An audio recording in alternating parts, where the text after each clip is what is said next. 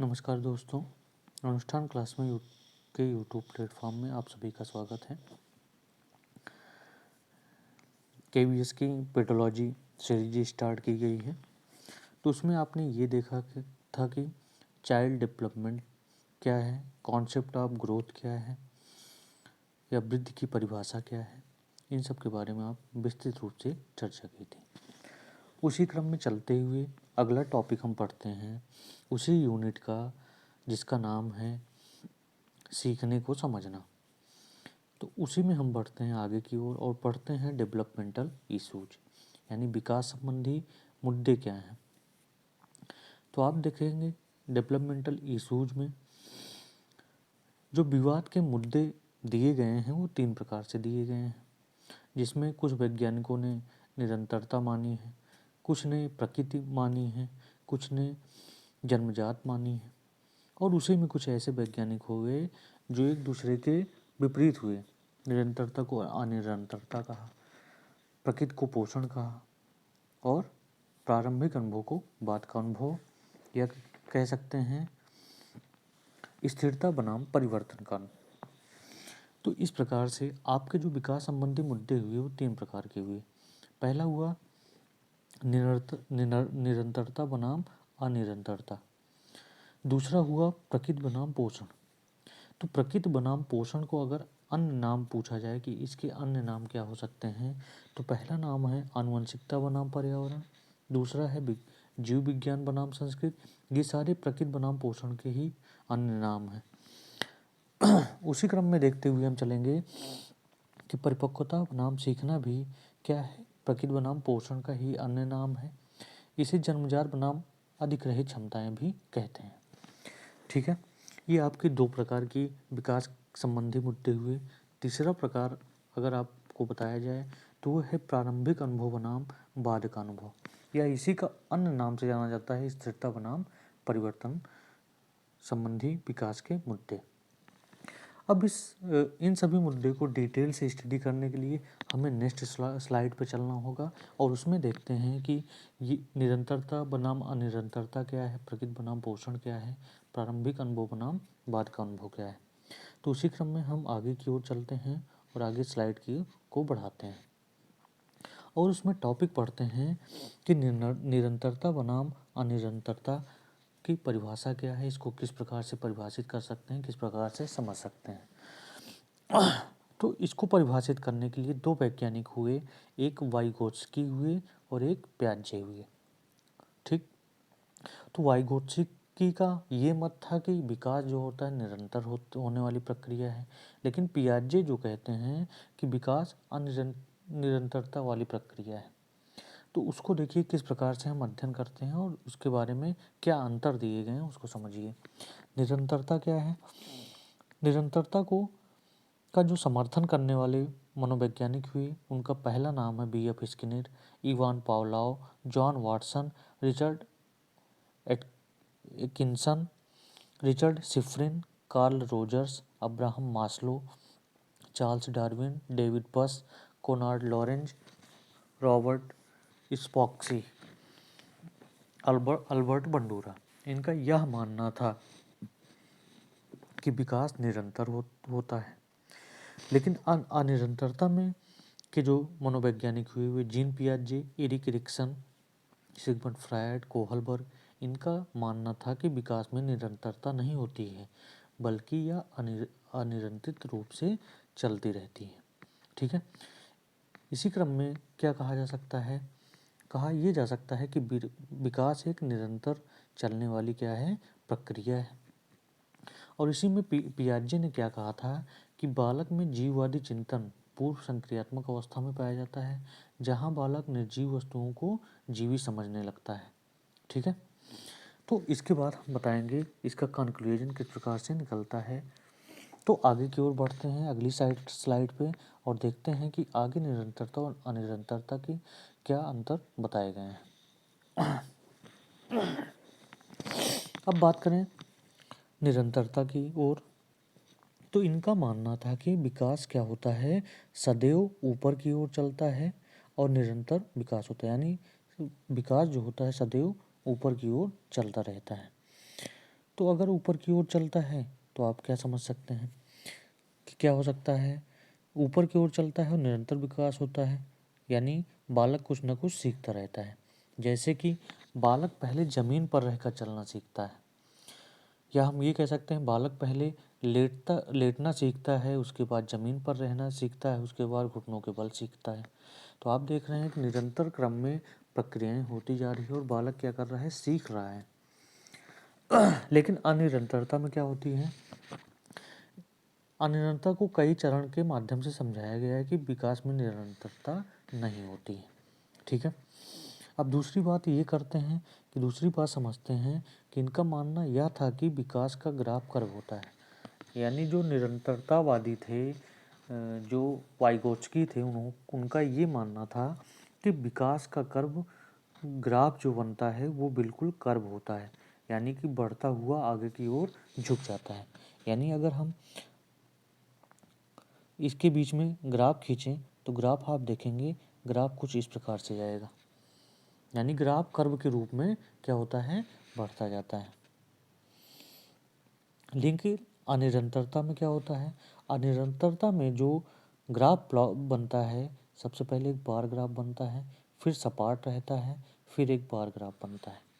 ठीक है, यानी विकास घर की सीढ़ी जैसा होता है, बार ग्राफ पहले होता है, फिर थोड़ा सा सपाट होता है, फिर होता है, फिर रुकता है, इसी क्रम में बालक का विकास होता रहता है। तो इससे हम ये कह सकते हैं कि बालक का विकास क्या है, अनिरंतरता पूर्वक है। लेकिन अभी इसके बाद हम समझेंगे कि निरंतरता होगी या अनिरंतरता होगी, तो इसके लिए हमें क्या करना पड़ेगा, अगली स्लाइड को देखना पड़ेगा। तो अगली स्लाइड की ओर बढ़ते हैं और देखते हैं कि यहाँ पर किस प्रकार से परिवर्तन हो रहे हैं। तो आपने कंक्लूजन ये निकाला कि बच्चा निरंतर रूप से क्या करता रहता है, बढ़ता रहता है। अगर उसे मार्गदर्शन दिया जाए तो वह निरंतर रूप से बढ़ेगा। यानी हम कह सकते हैं कि बालक में जो विकास है वो कैसा है, निरंतर होने वाली प्रक्रिया है। अब बात करेंगे दूसरे विकास के मुद्दे की बात करेंगे, वो मुद्दा है नेचर वर्सेस नर्चर, यानी प्रकृति बनाम पोषण। इसके अन्य नाम भी हमने आपको बता दिए हैं। तो आप नेचर की बात करेंगे तो नेचर को हम आनुवंशिकता से समझ सकते हैं और पोषण को हम समझ सकते हैं किससे, नर्चर, परिवेश या प्रकृति या पर्यावरण से। तो आनुवंशिकता क्या होती है, हेरिडिटी में क्या होता है, हेरिडिटी में ये होता है कि हमें विरासत में अपने परिजनों द्वारा, माता पिता द्वारा, दादा द्वारा, नाना नानी द्वारा जो भी हमें विरासत के रूप में मिली हैं वो हमारे पास हमेशा बनी रहती हैं। जैसे कि हमारी आँखों का रंग कैसा होगा, हमारे बालों का रंग कैसा होगा, हमारी लंबाई कैसी होगी। अगर छोटे माता पिता हैं तो हमारी लंबाई भी छोटी होनी चाहिए, क्योंकि उस पर वो आनुवंशिकता का प्रभाव पड़ता है। यह सब बातें हमारे जीन्स में होती हैं, या हम अपने जीन्स से ही पता लगा सकते हैं कि बालक का विकास कितना हो सकता है और किस प्रकार से हो सकता है। ठीक है, लेकिन नर्चर की बात करें, वातावरण की बात करें, तो पर्यावरण संबंधी जो परिवेश के बारे में मुद्दा बताया गया वो ये बताया गया है कि हमारे पास का वातावरण कैसा है, हमारे स्कूल का वातावरण कैसा है, हमारा आसपास कैसा है। वातावरण से तात्पर्य ये समझ सकते हैं कि अगर आपके आसपास चोर बसे हैं, डकैत चोरी करने वाले बसे हैं, मारने वाले बसे हैं, तो आपका माहौल उसी प्रकार से ढलता है।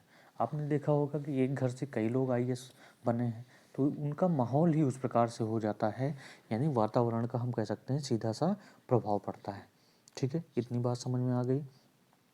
अगर इतनी बात समझ में आ गई तो अगर हम अगली स्लाइड की ओर चलें और अगली स्लाइड में देखें कि नेचर और नर्चर में किस प्रकार से डिफरेंसेस हैं, तो वो क्या डिफरेंसेस है आइए देखते हैं। अगर नेचर की बात करें तो नेचर में मैट्रुएशन, परिपक्वता आती है। यानी आप देखते हैं शरीर में बदलाव की वजह जीन्स होते हैं और जीन्स हमारे माता पिता से मिलते हैं। वहीं जीन्स में जानकारी मौजूद होती है जिससे हमारा भविष्य क्या बनता है हम इसके बारे में बता सकते हैं। दूसरी बात करें कि नर्चर में क्या होता है, नर्चर में क्या परिवर्तन होता है, तो आनुवंशिक वांशिकता को देखकर हम बता सकते हैं बच्चे का भविष्य कैसा होगा, लेकिन पर्यावरण को देखकर हम बता सकते हैं बच्चे का भविष्य कैसा होगा, क्योंकि बच्चा हर जगह जा रहा है, वो अपने आस पड़ोस से भी सीखता है, दोस्तों से सीखता है, स्कूल से सीखता है, तो कोई ना कोई उसको सिखा रहा है। ठीक है, तो यानी हम कह सकते हैं भविष्य कैसा होगा हम सिर्फ अंदाजा ही लगा सकते हैं। अब फिर से बात करें, नेचर की बात करें, आनुवंशिकता की बात करें, तो आनुवंशिकता क्या होती है, फिक्स होती है, हमें इसे हम बदल नहीं सकते हैं। ठीक है, लेकिन पर्यावरण फिक्स नहीं होती है, इसे हम आसानी से क्या कर सकते हैं, बदल सकते हैं। आप देखेंगे यहाँ पर आसानी से क्या हुआ होता है, बदला जा सकता है, यानी बालक में बदलाव किया जा सकता है। तो इस आधार पर हम बता सकते हैं कि आनुवंशिकता और पर्यावरण दोनों का समान रूप से क्या पड़ रहा है, प्रभाव पड़ रहा है। ठीक है, अब देखेंगे तो अगर हम विकास की परिभाषा देखें तो विकास को हम ये बता सकते हैं कि विकास जो होती है वो क्या होती है, वंशानुक्रम और वातावरण का क्या होता है, गुणनफल।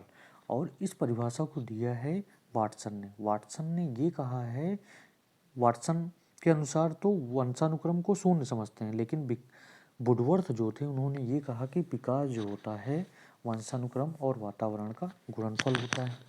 आप देख रहे हैं यहाँ पर आसानी से।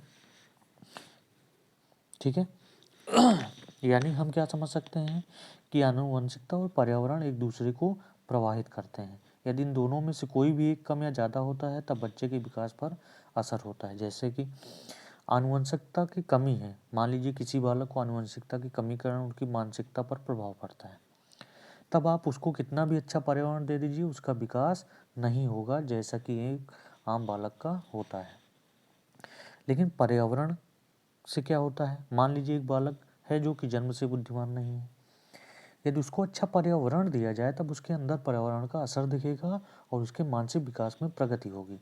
कुल मिलाकर बात यह कह सकते हैं कि आनुवंशिकता और पर्यावरण दोनों ही बालक के विकास के अंग हैं और ये दोनों बालक के विकास को क्या करते हैं, प्रभावित करते हैं। ठीक है, इतनी बात समझ में आ गई। अब चलते हैं आगे की स्लाइड में और देखते हैं कि अगला जो हमें पढ़ना है कि वह विवाद क्या है, अंतिम विवाद क्या है। तो आप देखेंगे तीसरा जो विवाद है वो early experience versus later experience, यानी प्रारंभिक अनुभव बनाम बाद के अनुभव के आधार पर निर्भर है। अब इसमें देखेंगे किस प्रकार से परिवर्तन होते हैं। तो इसे एक अन्य नाम से भी जानते हैं, क्रिटिकल विथ सेंसिटिव पीरियड, महत्वपूर्ण बनाम संवेदनशील अवधि।